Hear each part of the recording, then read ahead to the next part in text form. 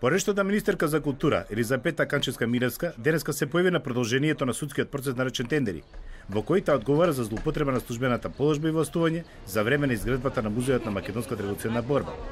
На судењето, кој е во фаза на изведување на докази, денеска во својство на сведоци се појавија Вера Треневска-Ристовска и Бранко Маглетич. Имено, Треневска-Ристовска е повикана во својство на сведок, бидејќи во 2012 година била главен инженер за надзор на изградбата на музеот на македонската револуционерна борба, на музеот на ВМРО и на музеот на жртвите на комунизмот. А сведокот Бранко Маглетич како инженер за надзор на електрични инсталации. Маглетич посведочи дека тој бил избор на Министерството за култура, а негова врска била контрола на вградените елементи и нивниот квалитет.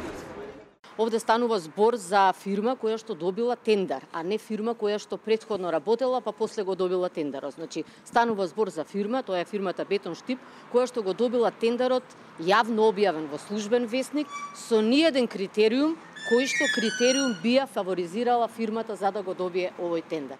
Канчевска-Милевска се товари дека фаворизирала градежната компанија Бетон Штип, односно дека им дозволила работа пред таа фирма да биде избрана на тендер како компанија со најдобра понуда. Обвинетата Канчевска-Милевска уште на стартот на овој судски процес отворили секаква вина.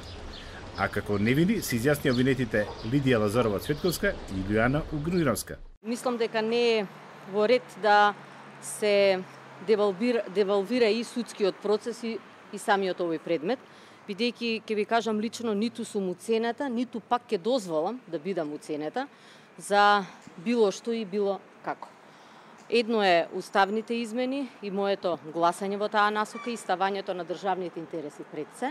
Значи, стојам цврсто и јасно и гордо за таа моја одлука и во ниеден случај ниту, пак ќе кажам, сум уцената или некого сум го уценила во однос на овој предмет. Екс-министерката Канчевска-Милевска може да биде ослободена од кривична одговорност доколку дојде до измена на кривичниот законник, односно на членот 353 кој се однесува на кривичното дело злоупотреба на службена положба и властување. Но, независно од собраниските случувања, Канчевска-Милевска најавува дека во судска постапка ќе докаже својата невиност. Судењето за предметот тендери продолжува за 10 дена.